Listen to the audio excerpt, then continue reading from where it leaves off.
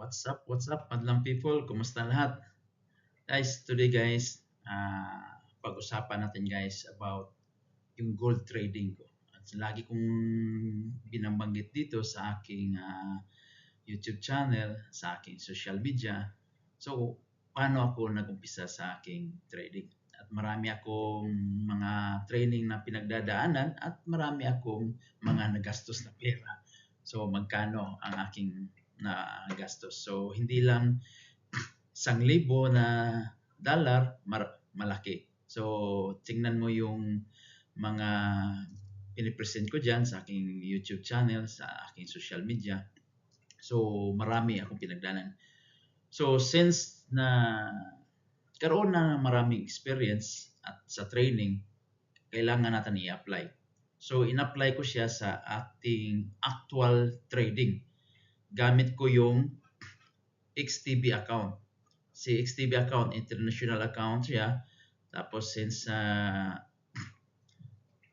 maganda ang trading dito at maraming mga opportunity, investment, trading, so stocks, ETF, so CFD, so marami, etc. So maganda siya guys. Ngayon, kung gusto nyo magkaroon ng XTB account, sabihin nyo lang sa akin kasi meron akong itong account manager dito, kakilala ko sa UAE. So pwede ko siyang ibigay sa inyo yung number para magkaroon kayo ng talagang proper guidance as well. So karoon kayo ng account as well. So we'll start guys.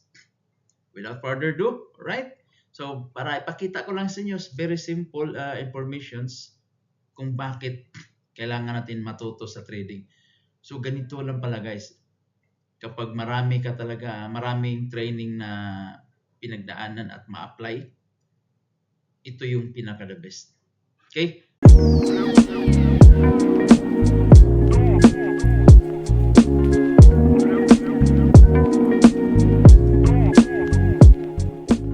So, umpisa lang natin dito guys.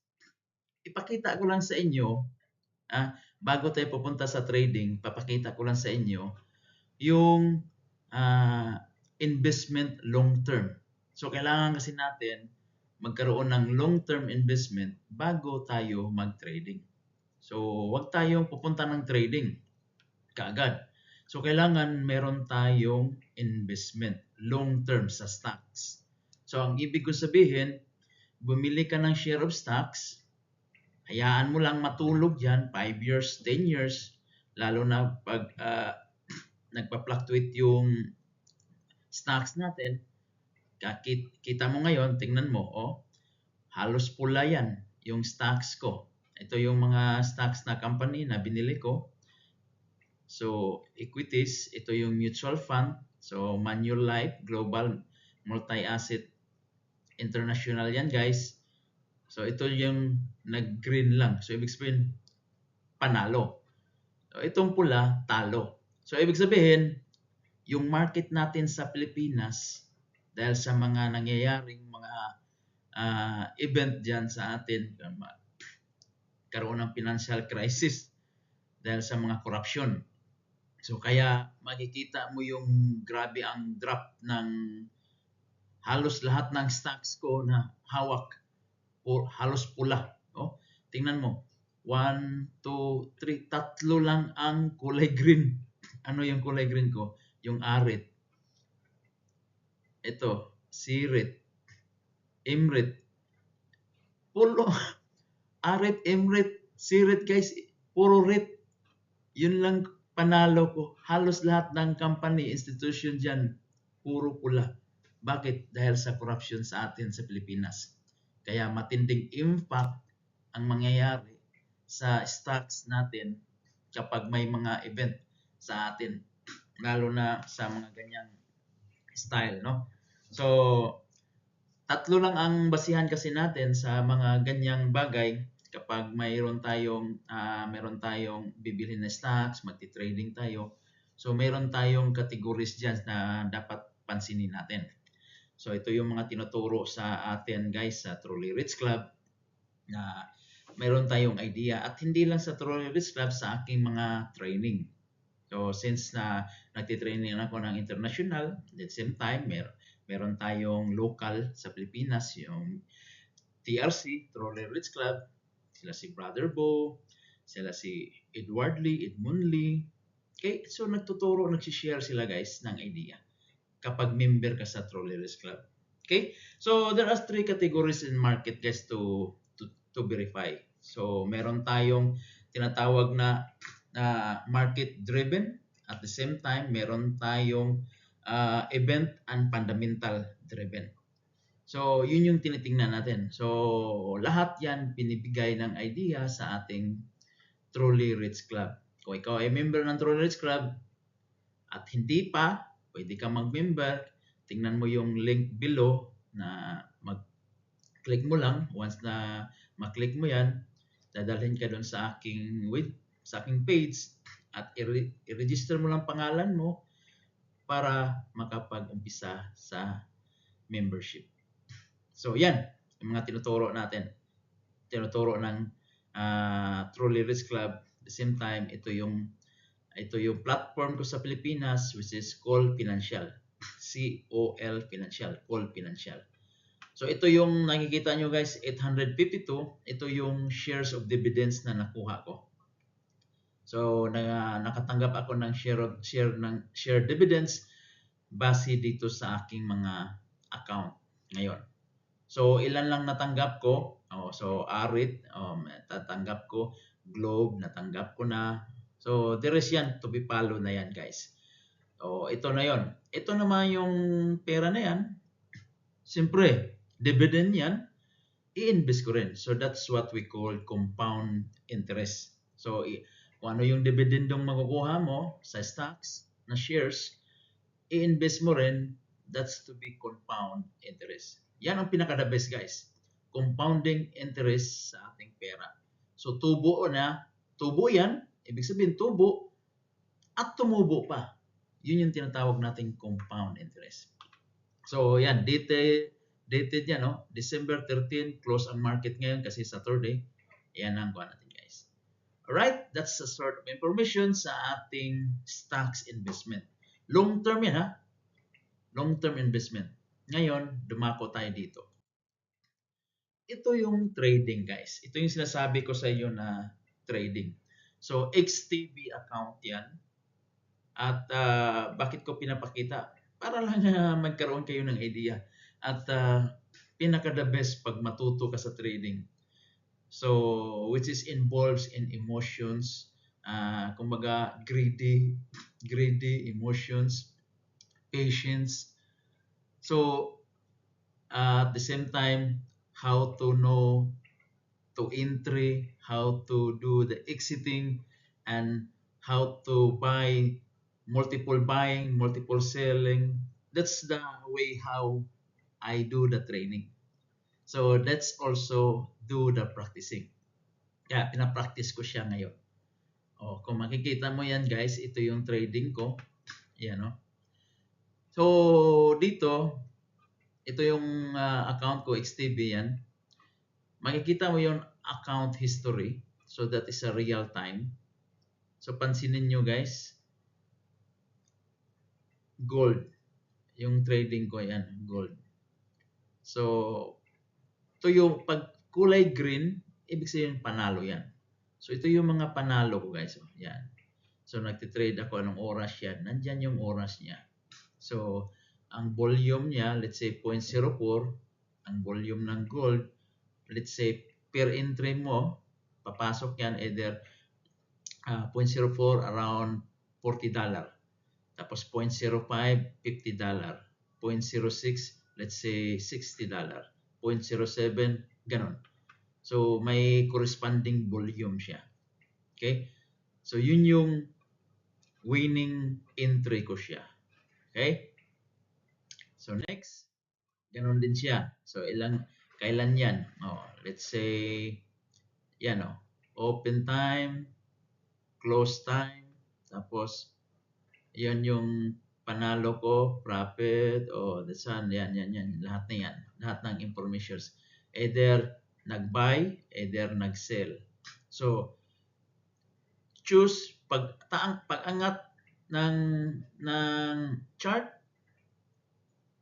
antayin natin yung price action. Kung makita natin yung price action, time to buy, buy. Time to sell, sell. So, ito yung buy and sell. Makikita mo siya. Merong buy, merong sell. So, ibig sabihin, panalo sa trading. Pag buy, panalo. Pag sell, panalo. So, good guys. Makikita mo lang, maliit lang siya. Oh. Merong 1.25, 0.35, $17 to ha. 14.30, $23. Dollar ang pinag-usapan natin ha. Tapos, ayan, makita mo dito. Ito naman, ang volume ko dito, 0.06, 0.07. Yan, tinaasan ko na siya kasi nakita ko yung trending. Ataasan ko nga. Yun yung greedy. Tinatawag natin. Panalo ka na. Ayan, makikita ko greedy. So, ibig sabihin, since naging greedy ako, 0.07, tinaasan ko, natalo ako. Negative 48.86. So, anong oras yan? Alas 3. So, ganon siya guys. Hayaan mo lang siya na makikita mo yung kasi yung chart niya. Tapos, alam mo sa price action kung meron kang support and resistance, meron kang trend line, meron tayong ginagawa diyan na basihan. Hindi tayo basta-basta bumili, hindi tayo basta-basta magbebenta. Okay? Ganon ang style natin. Kaya kahit maliit, importante, mahalaga yan. Biruin mo, mayroon bang magbibigay sa iyo na $3 sa isang minuto? Di ba? Let's say, as per record, ito yung record ko guys. Gold, November 25. So, timing, win, loss, dirhams, win, piso. So, for example, $1 win. Magkano sa dirhams? Okay, 3.85. Magkano sa piso? 57. Ngayon, let's say, talo ako 21 for 4.37, $21. Talo ko 78 dirhams. O, $21, 78 dirhams. Ang panalo ko 15.5. Okay? So, ngayon, panalo ko, let's say, 2.4. Ito, $2.4. Magkano yan sa dirhams? 8.81. Magkano sa piso guys? 132. Sino nagbibigay sa ng 132 sa Pilipinas? Part-time, di ba? Ito, malaki. Let's say $16. So sa dirhams, 60 dirhams. Sa piso, 893. So kung meron tayong everyday na ganyang income, pumapalo ng kuan niya guys, 100,000 to 100,000 everyday hanggang katapusan. So yun yung ibig ko sabihin. So kapag ibig sabihin, kumbaga yung pinagdaanan kong training na-apply ko na. So since practicing makes perfect, and familiarize kung paano pagtaas, paano pagbaba, di ba? So, ngayon, tingnan natin yung chart para makita natin. Okay? Yan guys. Ito yung chart natin. So, chart ng gold. Yan. Ayan, gold. So, makikita mo yan chart. Ang dami kong mga guhit-guhit diyan, no. Moving average, tapos merong trend line. So, meron akong support and resistance. Kung makikita mo diyan. So, ayan, meron pa akong mga note na nilagay, entry, bearish, di ba? Rectangular, gano'n. So, meron akong makikita ito maliit ito, yan. So, makikita mo itong ganyang maliit na yan, yung rectangle na yan, doon sa 1 minute. Ayan. Sa 1 minute ko, gumawa akong ganyan para alam ko kung saan yung pips niya. So, saan hanggang kailan. Kung pagdating dito sa dulo, ayan, ups and down yan, makikita ko kung dyan ang pips niya. So, meron akong mga basihan.